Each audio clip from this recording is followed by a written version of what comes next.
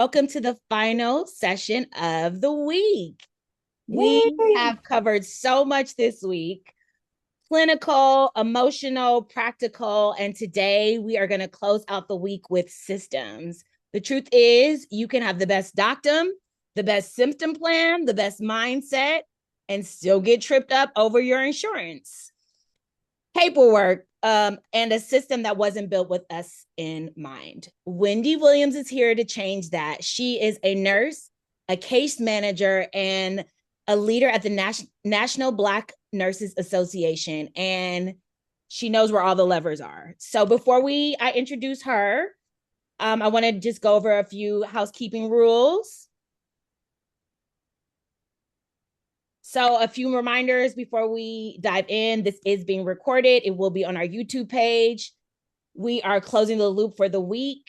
Wendy is here to help us navigate insurance, resources, coordinating care, advocating for ourselves, how to engage, typing your questions in the chat, or I believe there's a designated Q&A little chat that you can use, and we will address them throughout, and during the designated Q&A time. Raise your hand if you have a question that you want to say out loud. Cameras are optional, so you don't need your camera on. And then a few ground rules. And I believe we kind of repeat this every week, but Wendy is offering general navigation advice. Nothing is personalized, but she can probably show you the right direction for a specific case. Please do not share any sensitive details in the public chat. Also, keep your questions general. Remember that we are not doctors. We are not medical. We cannot give you medical advice, anything like that.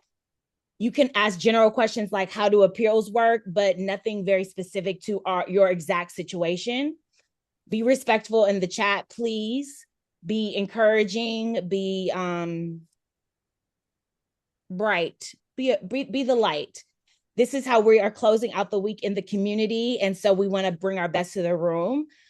The last question, bring questions, also something really good.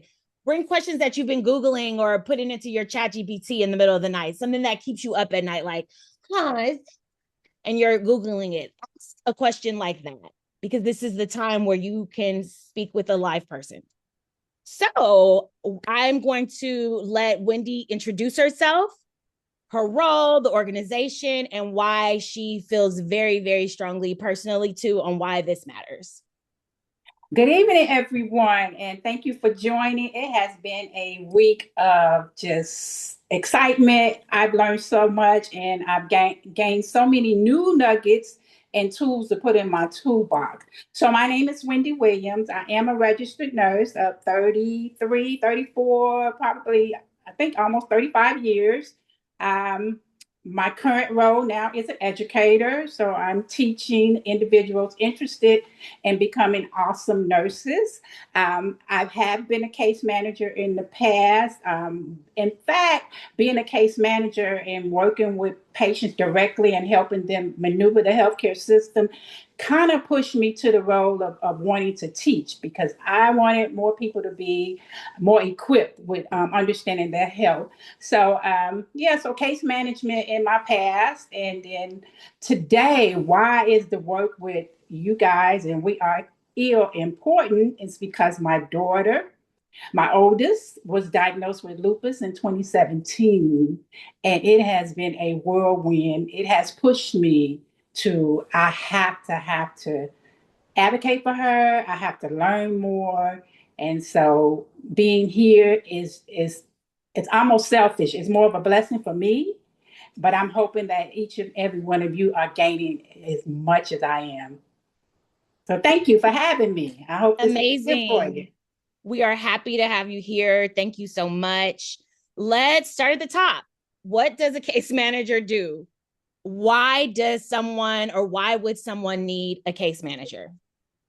So, a case manager can be in different settings. We're more so probably inclined to understand more about the case manager in our healthcare setting, our hospitals or our clinics. So, a case manager, their main goal is to be sure that the patient gets the care that they need for that particular encounter and beyond. So with that, case managers can be registered nurses, they're social workers, and now we have people who we are training to be case managers. You may have heard the word patient navigators. And so those people are working in the role of the case manager. They still have to have on the team those individuals who have that increased knowledge of healthcare. So, but we're training to reach the masses more and to have more boots on the ground. So, what do you see a case manager doing initially when you meet that case manager? She's going to ask a lot of questions. She's going to be gathering information about you. She's going to be learning about your diagnosis. She's going to be looking at past tests that you've taken, just everything that has, planned out your care plan. And so she's going to help complete the care plan. She's going to help update your care plan. She's going to help guide you to resources that you need so that you can be successful in hitting those benchmarks or those goals that your provider wants you to do. And then she even needs to be there for some of your basic needs if to guide you in those directions as well. So she is, I would say, in a easy term, is because she's the liaison between you and your healthcare provider. And so a lot of people, including myself, when when I was dealing with my daughter, I felt like I needed to do everything. I needed to call this provider. I needed to do this. I needed to question about this. But actually, that's their role to kind of buffer that for you. And so you can kind of not be hands off, but at least feel like someone is on your team to help. Got it. So would you even say that a case manager advocates or at least or helps the patient advocate for themselves in certain situations? Absolutely. And that's paramount in that relationship between the case manager and the patient's family. Her role or his role should be primarily to advocate on your behalf and to teach you, to educate you on how to be self-advocacy, which is paramount. Paramount. We have to learn to speak up for ourselves and express our needs. Yeah, my dad had a heart transplant in 2017, and our case manager was also the social worker. And she did so much for the family and for us. Yeah. So case managers, in addition to nurses, are angels, really. Really angels and very, very helpful, because sometimes when you're going through something major, you don't know how to navigate the you're in a hospital, and case managers know how to navigate through the hospital and navigate those things that you just, almost like a little GPS. Exactly. And case managers know the places to go and they know the people. Whereas you, as a family member, you are going through the channels like, push one for this person, push two for that. Well, that case manager already knows I'm going to push three because I know exactly who I need to speak to. And so that relationship, they almost become like family. And so, if you are in a situation, especially hospitalized, and you don't get that call or from the case manager, or you don't get that visit to your room to start that relationship, you absolutely need to ask, who am I assigned to? Do I have a case manager? Because a lot of people don't even know that that's an option for you to ask for the case manager. And that's in a hospital setting. So if someone has a chronic illness like MS or lupus or NMOSD, how do they access a case manager? If they're not hospitalized, if they're hospitalized, but if they're not hospitalized, is it available to someone that is not hospitalized?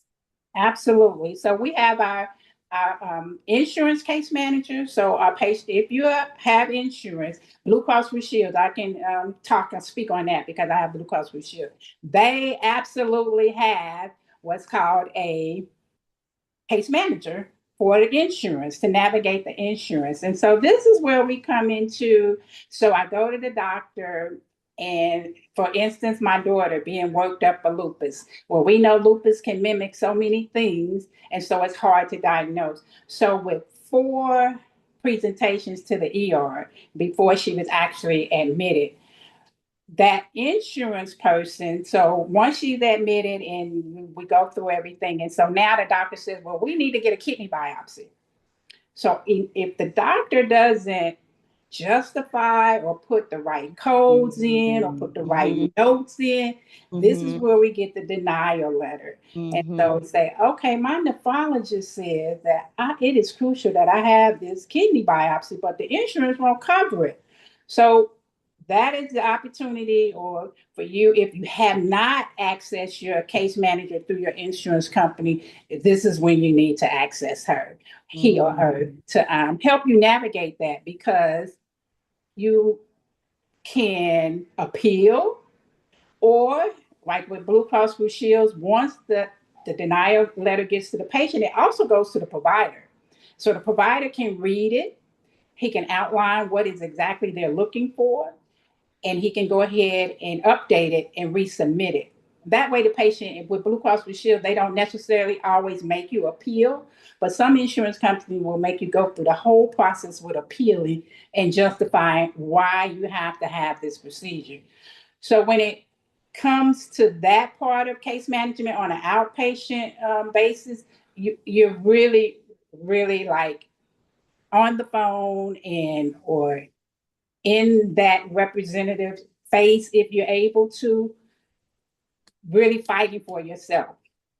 But they do, every insurance company has a case management department, and Mhm. they are to walk you through that process. So walk you through denials, prior authorizations, if you Absolutely. have coverage gaps. I know with, I'm not sure with lupus, but with MS, MRIs are like they're, All you the have to give time. so many MRIs. Yeah. And sometimes there's a coverage gap where you end up having to pay thousands of dollars because Yes. they didn't cover the MRI. And so a case manager would help to manage that or to navigate your way through that. Absolutely. And because those MRIs are essential for your health and the progression, or just monitoring where you are. So sometimes it's really just how the provider charted. Some providers, especially if they're new providers or insurance in the world we're in today, everything is changing. So when I used to be able to code at this level, now I'm needing to either code a little higher and be a little Mm, more creative. And mm, so that relationship with your provider and him talking to you and you being forthcoming with everything. I don't care if the left side of my ear itches every morning. They need to know, and it could be valid and it could help with mhm, getting that mhm, claim approved. So we have to be in tune with ourselves. I think we learned yesterday to make sure that we are documenting our symptoms and keeping a record, a journal.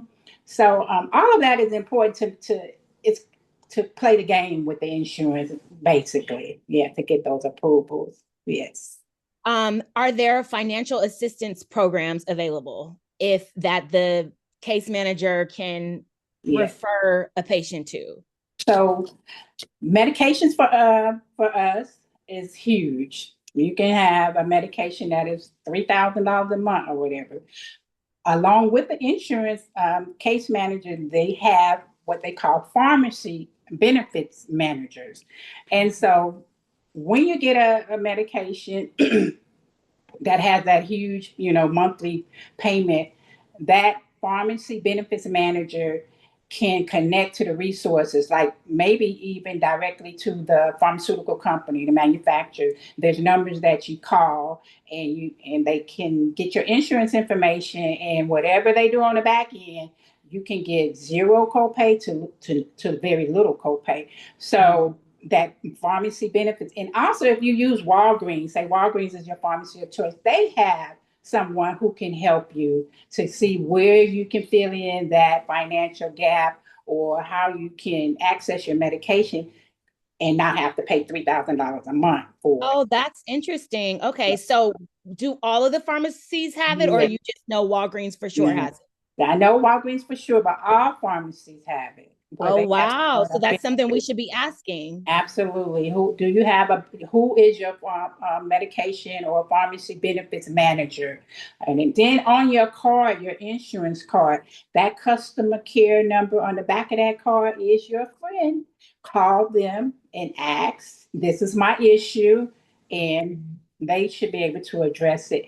They would know better than anybody because they know how their insurance company works. Yeah. Yeah. What resources are out there that you feel are massively underutilized, especially for Black women? And I can just tell you. Well, I'm one. My sister would say, "You go ask anybody for anything. I'll stand in the government cheese line. I don't care. I'm going to get whatever's out there and get it." And that right there is huge for Black women because we are raised to be so independent, not ask for help. I can do it on my own and stuff. And so it takes a lot for us to ask for help. But if you're not asking and opening your mouth, you just you just don't know what you're missing out on. I always say a closed mouth don't get fed. That Yeah. is my reason for begging. A closed mouth don't get fed. The only thing you can say is no. Yeah, exactly. That's But my what if you stand say for yes or sure. maybe For or sure. half?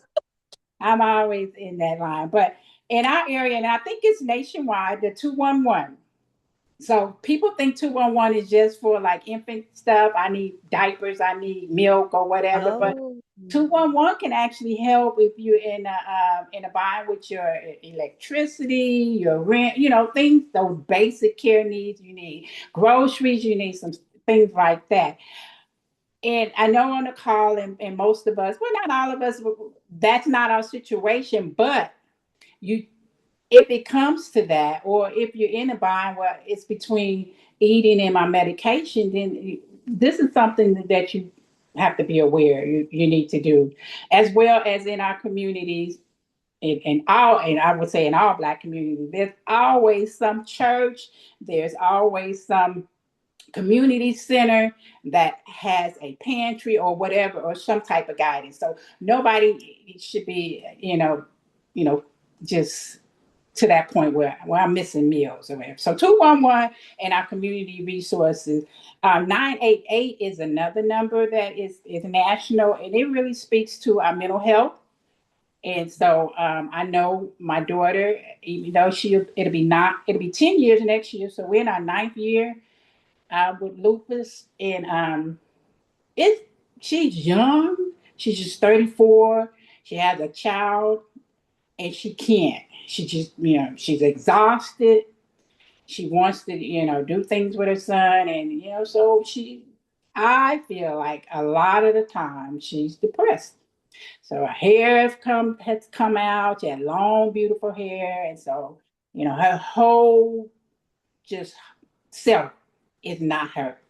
So maybe she can't express it to me, but I don't ever want her to be at home alone in a crisis and not have anyone to talk to. So then the 988 is 24 hours, and it's you can just talk to somebody, and it doesn't mean that you're trying to commit suicide. You just need somebody to get you over the edge or something. So I don't think we as Black people, Black women, we just don't. We won't. I agree with you. I Yeah. agree with you. I didn't even know 211 existed. Yeah. I Yeah. didn't even realize that that existed. So when you said that, I'm like, wait, what? And the 988, I know for sure. I've heard about it, Hmm. but I've never thought to recommend it to someone. You know what I mean? And it's very true because you're calling someone that doesn't really know anything about you. So you can take off that mask, that pride mask that you may have, especially that we may have as Black women.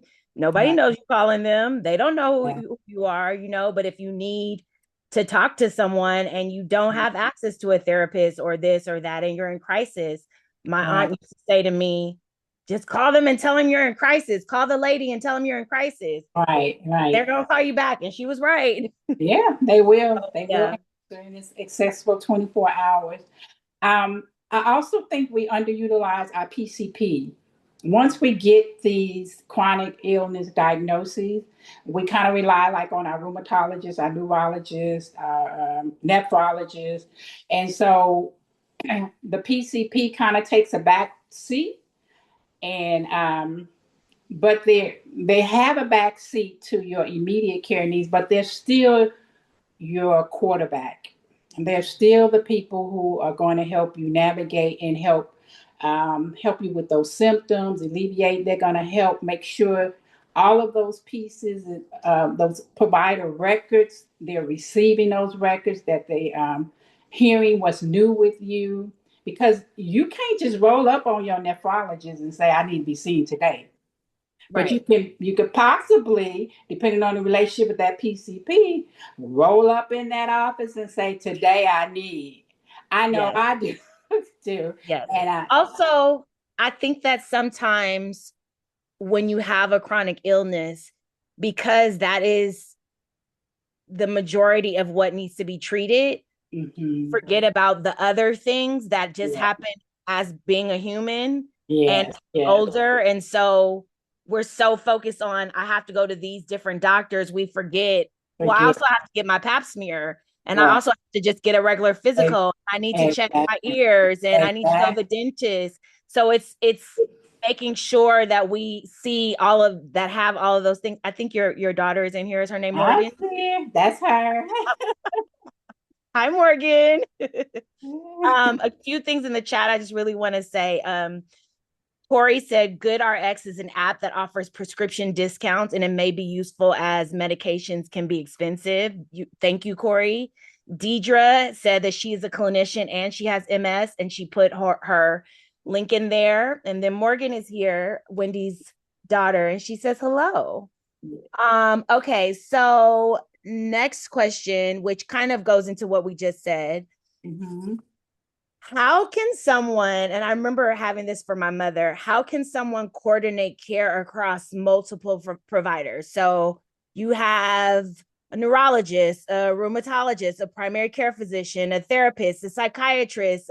It's Mhm. so many things that you're managing. Right. What is your advice for managing and coordinating all of those cares without being burnt out? I know some people that are going to the doctor almost every day or every week. My mother would tell me, don't, what would she tell me? Don't schedule more than one appointment a week.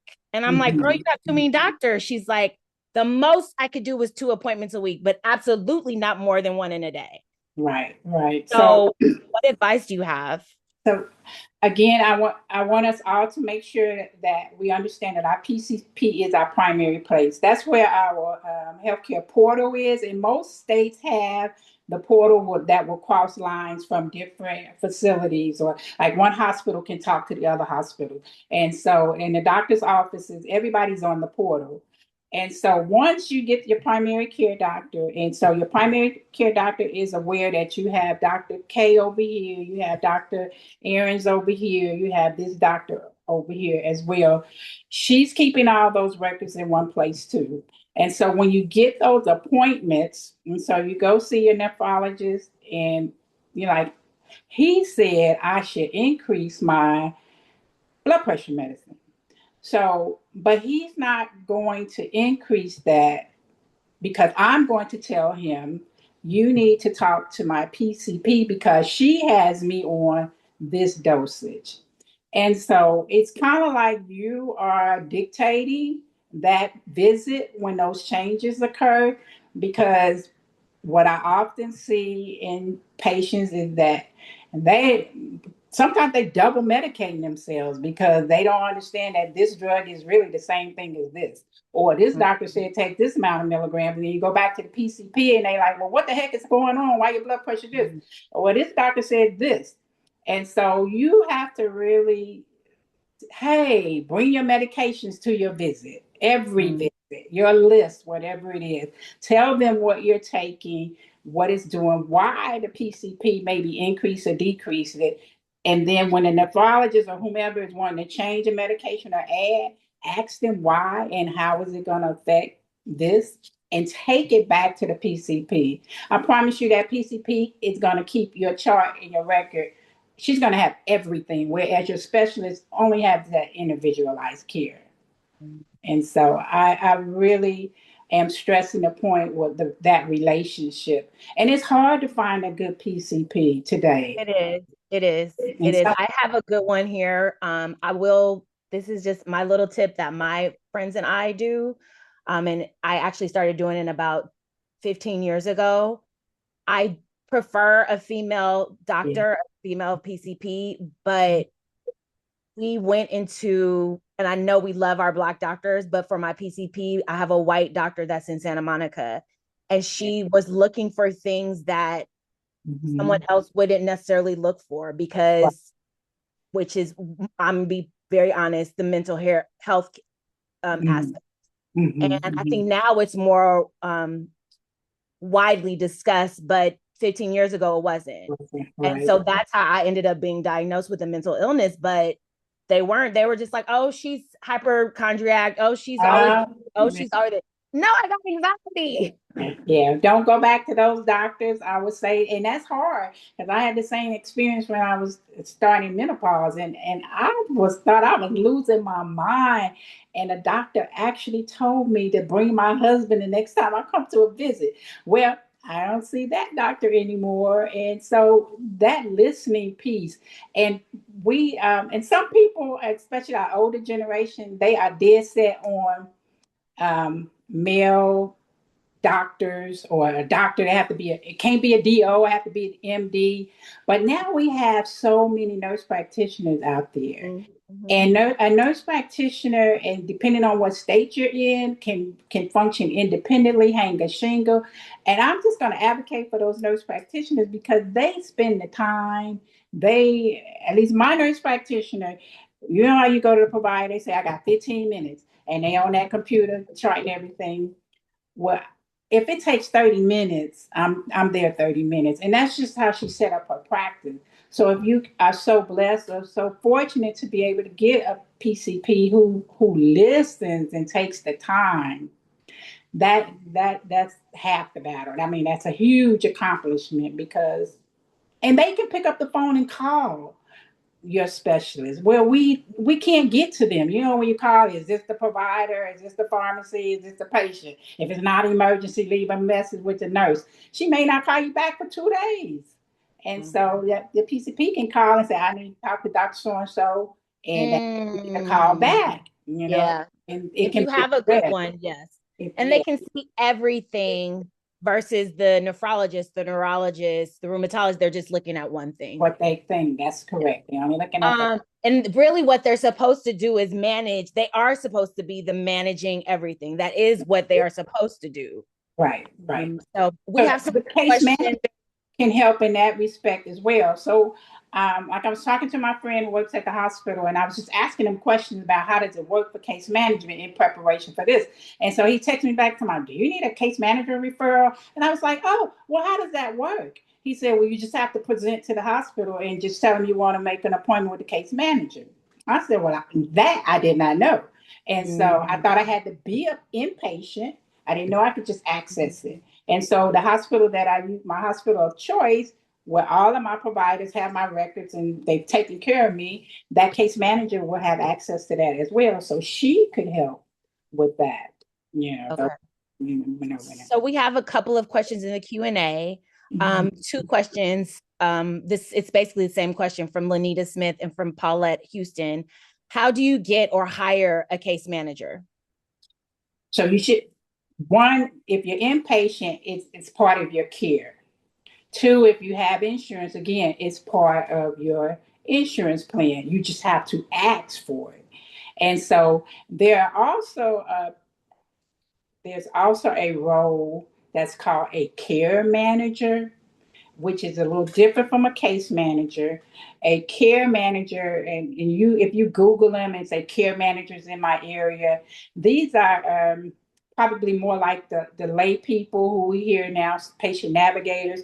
So some of the hospital organizations, they have that department where they have outreach or community relations and those type of people who you can access without having to actually be in a an encounter with the hospital or an urgent care or something like that. You can just Google and ask. You know, I'm looking for a care manager, like a freelance or a standalone. Got Again, it. So mm-hmm. you can get, so your case manager is through your insurance, Yes, or you can hire one and pay out of pocket. you should. You could, but I'm going to be That's on like the freelance one. right, the freelance person. Okay. But you can get one that's for free that works for your insurance company. Correct. Okay. And Great. they have, just in years, you can Google case management services, and they're out there virtually as well. A virtual case. Okay. And then Lashana Jones has a question. Do all case managers have to have a medical background, like being a nurse or a social worker? No, so that these are the people who they are now calling patient navigators, and they are lay people who we are training. We're training them with basic, I'm saying nursing skills, like how to do vital sign, how to know what's a high blood pressure, what's a low blood pressure, how to read medical charts, care plans, how to communicate. Say today I could walk to my bathroom, but 2 days down the road, I can't even get out of my bed. So they can actually chart those things and communicate those things to your provider and just help, just like a nurse could. So we're teaching them how to do that because we know we live in a world of shortage of nurses and providers. So now, insurance companies are hiring them, hospitals are hiring them. I get calls all the time about what's in your curriculum when you're teaching like medical terminology. Do you have them do this or what? Because we're now teaching people to take some of the workload that a nurse would traditionally have and kind of spreading it so we can get better access for patients. Okay, I'm gonna do one question in the Q&A, and then we have someone that has their hand raised. So the Q&A question is, would Medicare provide a case manager? Absolutely. And I failed to say that Medicaid, depending on your state, but they do have it, but the extent of the program with the Medicaid may differ state to state. Medicare has a case manager for sure. Medicare, you can call that Medicare number on your card and tell them you need a case manager assigned to you. Medicaid has it. I was on the Oklahoma Healthcare Authority, and there it was, case management services, the policies, what they can do, what they just their role and how to help guide their patients in that. So absolutely, yes. Okay, and then Deborah has her hand raised to ask a question.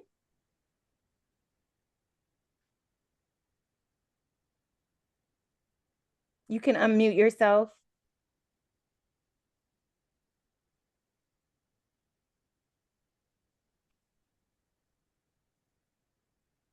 There we go.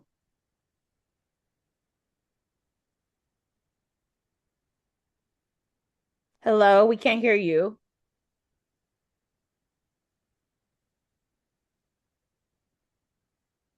Hi, Deborah. You might want to confirm that you have the right microphone selected. Oh, there, I think we hear you. Deborah, are you there? Yeah, I'm here. I'm sorry. I don't know what's going on with my computer. I think I'm in the wrong place or something. Yeah, I'm sorry. Did you have a question? No, I'm good. I'm sorry. I might have hit the wrong thing. Yeah, you raised your hand. Forgive me. Okay, no problem. No problem. We're gonna go back to the Q&A. So Paulette says that her insurance, Aetna Medicare, does not have case managers. Do they have something equivalent to that? Yeah, I was going to say call that customer care phone number on the back, and maybe they call it something else, but for sure, the insurance companies are supposed to have those case managers or case care managers. They give them all kind of names, navigators, patient relations, community, those type of things. There's something to help you navigate and understand your insurance plan. Yep. Okay. An anonymous attendee says, do you know any specific resources that we can go to our case manager for MS? Go to your case manager for that. So are there any specific resources for MS that we can go to our case manager for? I think that's the question. Mm-hmm. So I'm going to say that the case manager she's going to give you resources like the mssociety.org. Unless in your place where you live in your city that they actually have a organization or like in Oklahoma, we have the Oklahoma Medical Research Foundation who does MS and lupus. And so that was absolutely a resource for us that they guided us to that. Well, I did the research and we went there. And from there, we were able to access other resources. So I don't think a case manager can just say, hey, you can call and go to this particular building. She's going to give you the same resources that you would get if you were to Google or to just do some research on your own. Inpatient hospitalized, they may have some resources because they are just used to working with patients or they've had this type of situation before. So they may have, and they should have, like Dr. So-and-so is a good rheumatologist, or so-and-so is this, or where can you go to get a free mammogram, or where can you go to get, they do have those type of resources. Amazing. Okay, so let's go back to our questions. Also, if there are any more questions, please let us know. If anyone has anything specific but non-specific, please let us know. Let's continue our conversation. Okay. What should long-term planning actually include?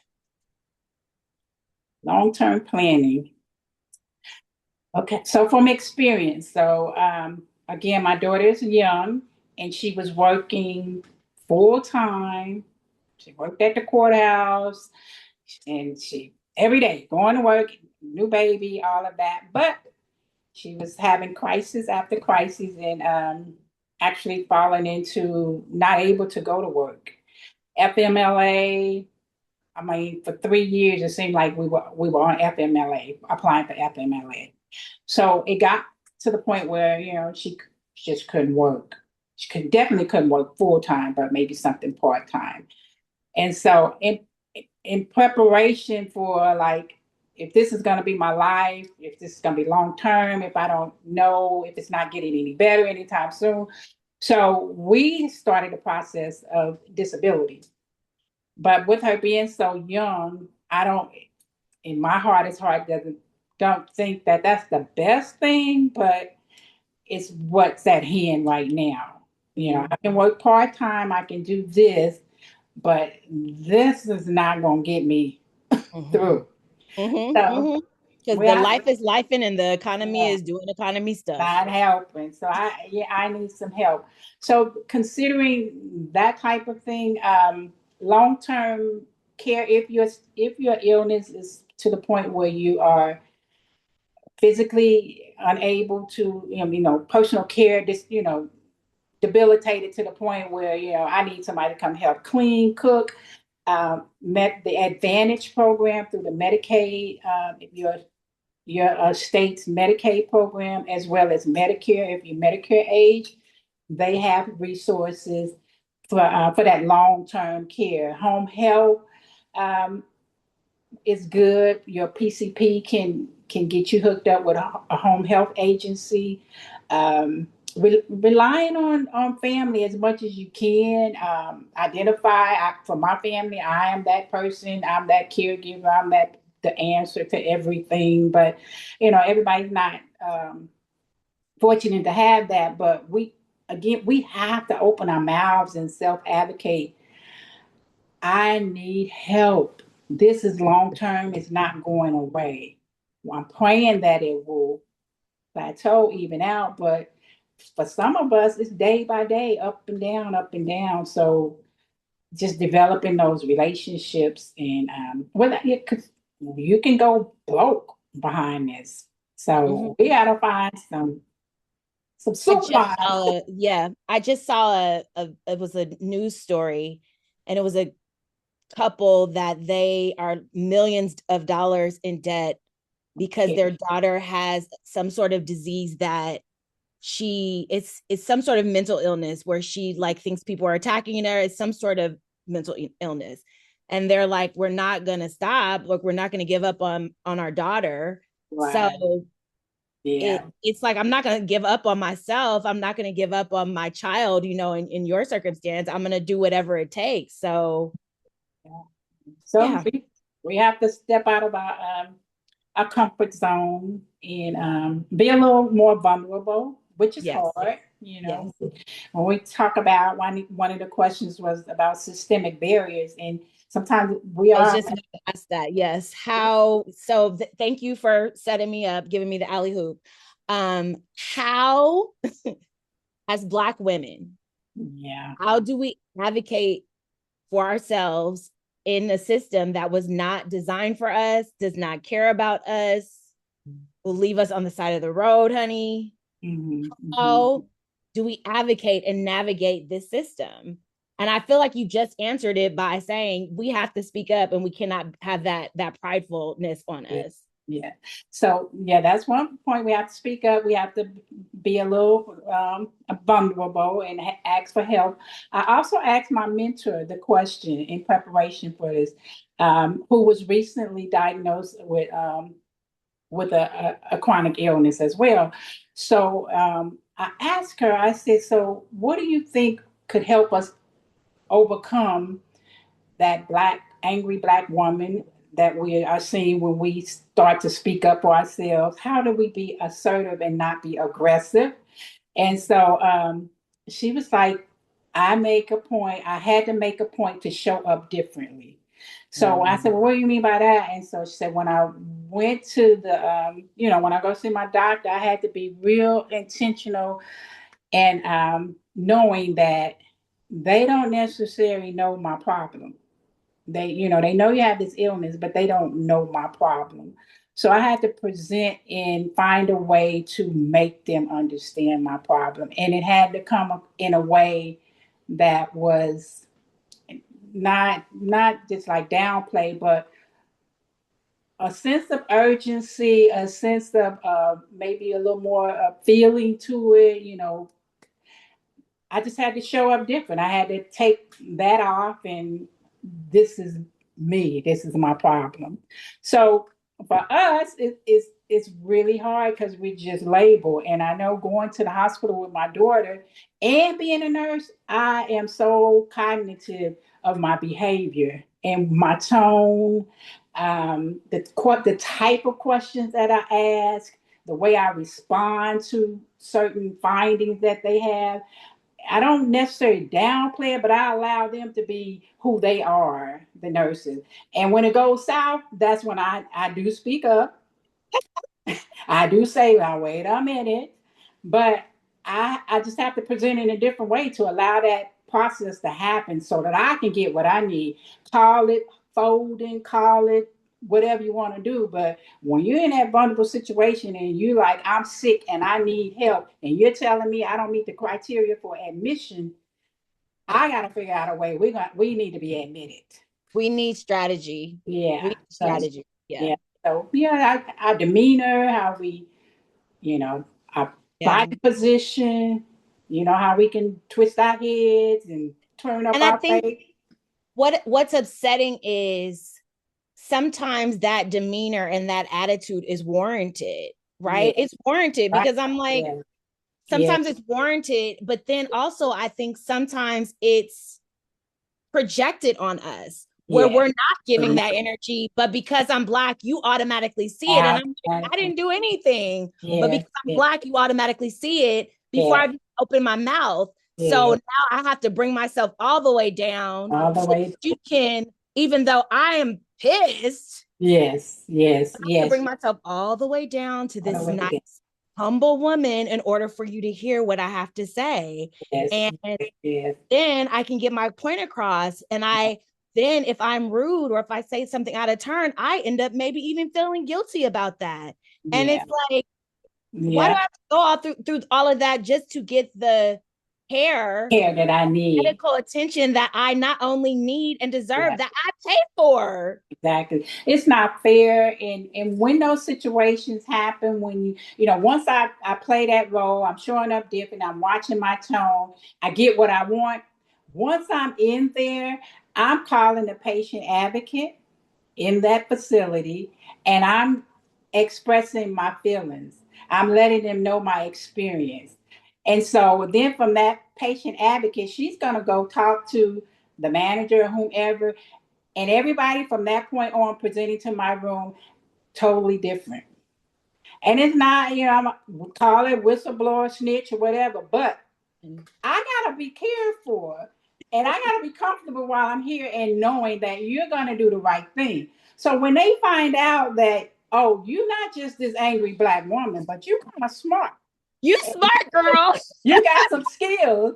And so they show up differently. So we're not going in there fighting like Sophia. We're going to go in there and do what we need to do. And when we're in there, we're gonna work it.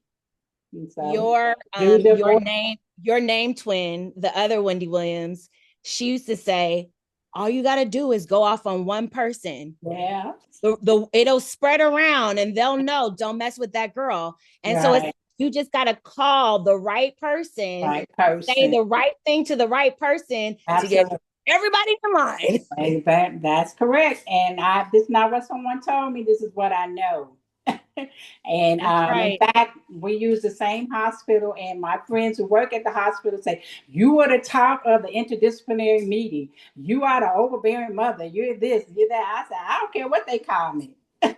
But we got our care taken care of. Yeah. So there's a couple of comments in the chat, and then we're going to go to our next section. I'm going to actually read what the next section is about so everyone can get their thoughts together, and then I'm going to go to the chat. So our next section, it's to be about 10 minutes. Bring your specific situation.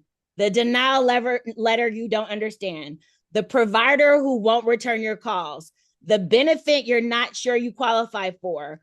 Wendy can't solve them in 15 minutes, but maybe she can point you in the right direction. And that direction is often closer than you think. So if you guys have anything that's been keeping you up at night, put it in the chat, raise your hand, and we're going to see if Wendy can maybe help you through it. Really quickly in the chat, Paulette said, we are exhausted. Honey, we are exhausted. Yes. Exhausted. And Tracy said, go ahead. What'd you say? I was saying that is very real. The exhaustion is very real. Yes. It's the exhaustion of life. Yes. On top of the exhaustion of having a chronic illness. Yes. It's both. I see you, Paulette. I see you. I agree. Show up differently is essential. I am intentional, clear, and concise. For lack of a better term, I use my words, LOL, explicitly. That is Tracy said that. She also said, yes, it's projected on me, us. Yes, that's true. Using our words and being concise and factual. Nobody can question what's factual. That's right. And we as nurses and healthcare providers, we are trained to the patient feelings and are their feelings. You are not to question it. And some of these new providers or these younger providers out there, they don't understand that. And so we have to make them understand. Yeah, you don't know my problem. Yeah, and I also think that we as Black women in general, we are prideful and there are things that we don't want to share. Right. Because we have an image that we want to upkeep. And let me just speak for myself, okay? There's an image that you want to upkeep, but the blessing is probably going to come in being vulnerable and sharing that thing that you don't want to share. Right. And so you don't know what's going to happen when you say, there's this bill and I can't pay it. I don't have it. I need help. Yes, absolutely. And hiding behind, because these are unseen illnesses for the most part. And so when you're not showing up for the girls gathering or the church function or the meeting, or people begin to speak because we just aren't vulnerable in that respect. So sometimes once we just let it all out, hey girl, like, I can't hear. I need hearing aids. We're talking about that earlier. I can't hear. I need hearing aids. I'm gotta just get them.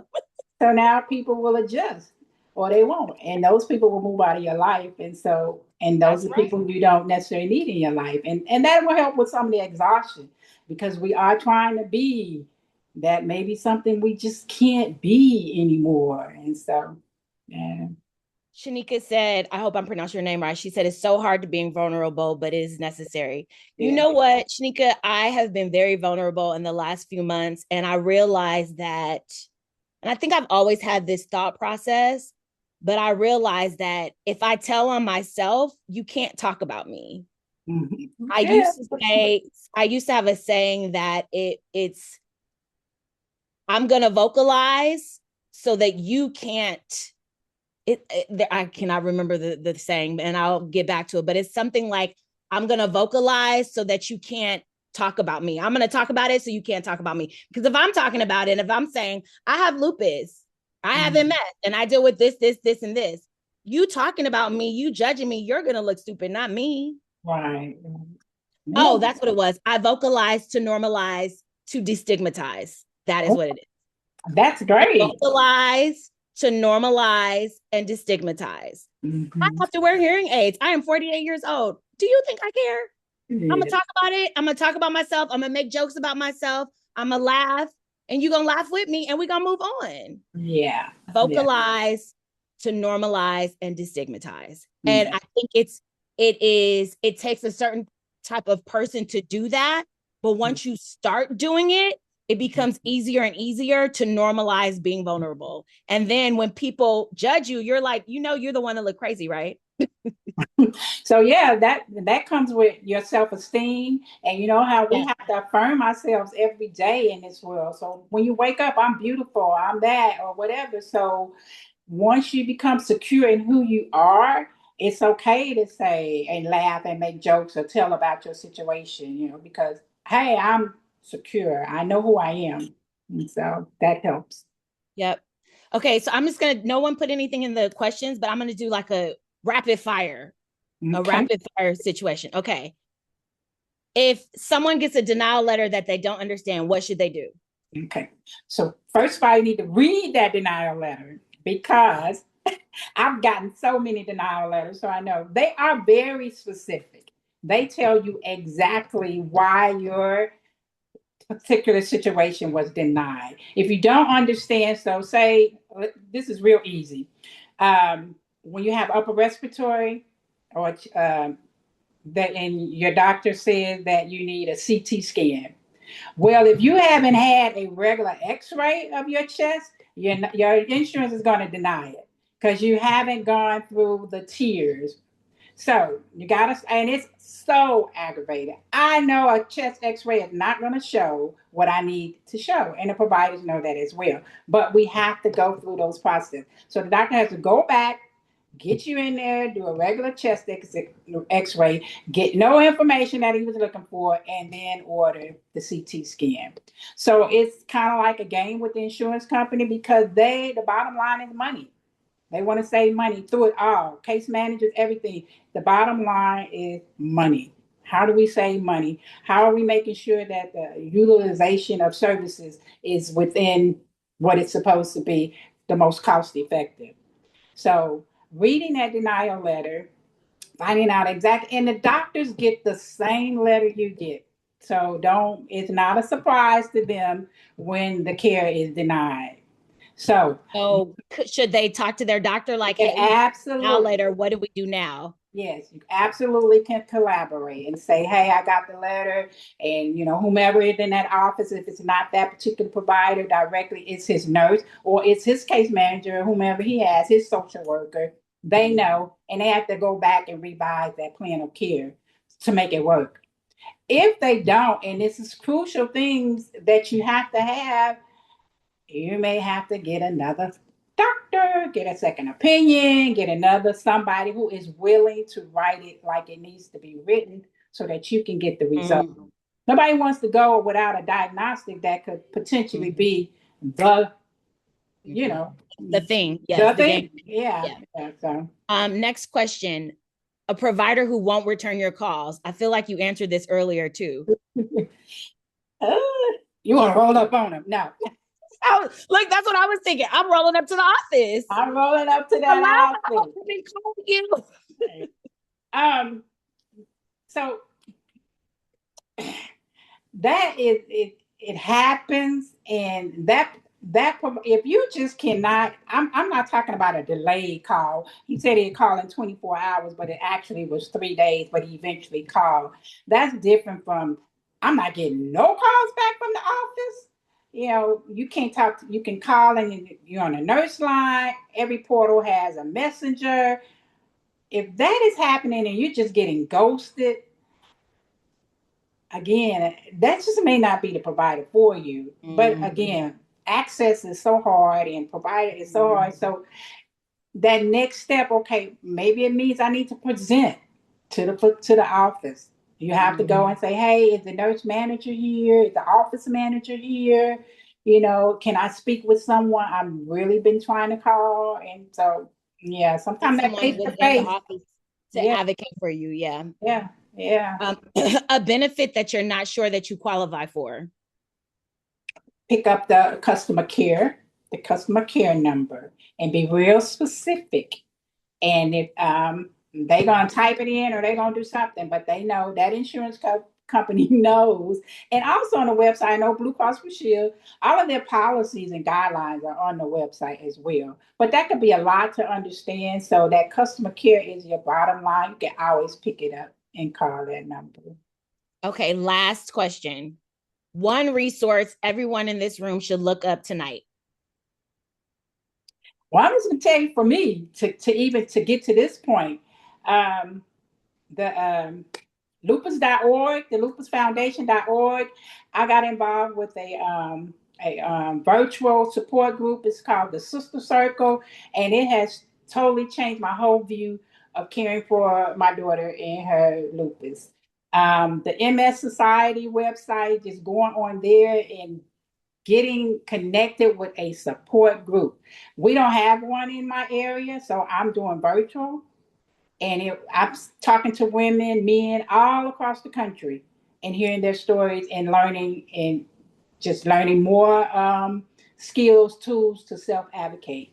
So I think that's a must, something we didn't have in years past, this virtual setting. So absolutely. Yeah. Well, Wendy, we thank you so much for joining and sharing all of the information that you have. Ladies on the call and everyone on the call, we do offer support as well. We have the Beyond Ill community membership that we also offer support groups. We have sessions twice a month. We have a portal that is amazing with a plethora of information. Charmaine, if you're on the call on Tuesday, Charmaine leads it. She is the community engagement manager, and she's amazing as well. We had an amazing support group that was an hour and a half, and we ran out of time, honey. It was great. Yes, and so the last thing I'm going to say, the survey raffle. 1 second. So 2 quick things. Please take 60 seconds to fill out our post-session survey.